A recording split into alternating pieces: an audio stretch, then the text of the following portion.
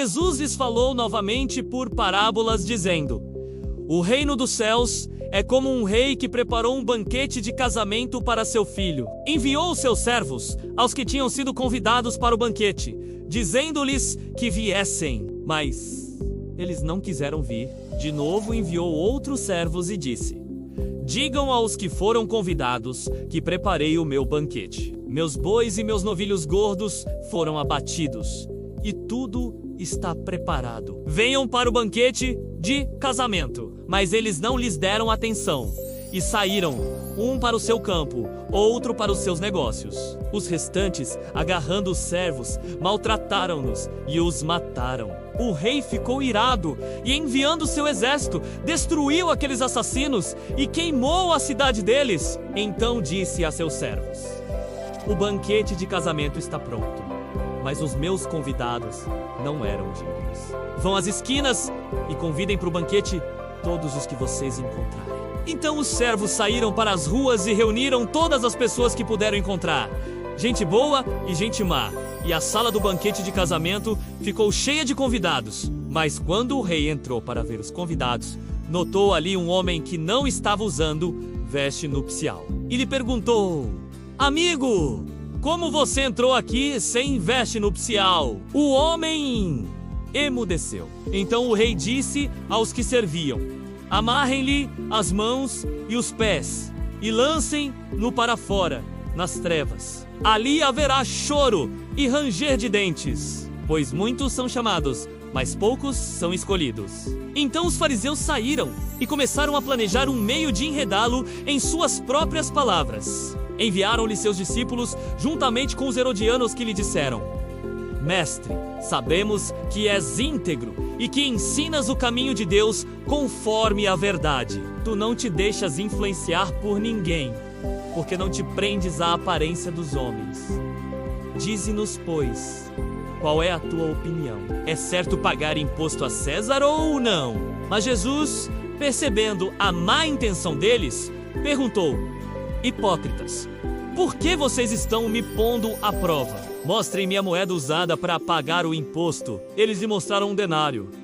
E ele lhes perguntou: de quem é esta imagem e esta inscrição? De César, responderam eles. E ele lhes disse: então, deem a César o que é de César, e a Deus o que é de Deus. Ao ouvirem isso, eles ficaram admirados. E, deixando-o, retiraram-se. Naquele mesmo dia, os saduceus, que dizem que não há ressurreição, aproximaram-se dele com a seguinte questão: mestre, Moisés disse que se um homem morrer sem deixar filhos, seu irmão deverá casar-se com a viúva e dar-lhe descendência. Entre nós havia 7 irmãos. O primeiro casou-se e morreu. Como não teve filhos, deixou a mulher para seu irmão. A mesma coisa aconteceu com o segundo, com o terceiro, até o 7º.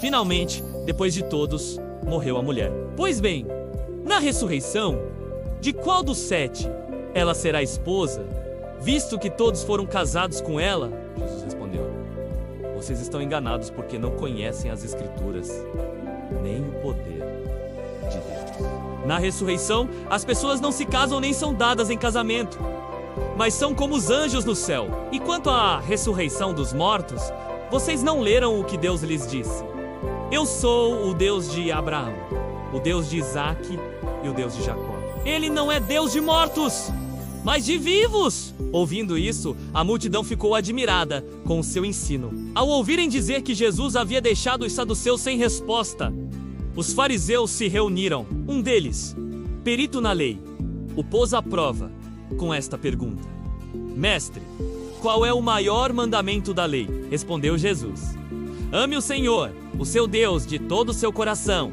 de toda a sua alma e de todo o seu entendimento. Este é o primeiro e maior mandamento. E o segundo é semelhante a ele: ame o seu próximo como a si mesmo. Destes 2 mandamentos dependem toda a lei e os profetas. Estando os fariseus reunidos, Jesus lhes perguntou: o que vocês pensam a respeito do Cristo? De quem ele é filho? É filho de Davi, responderam eles.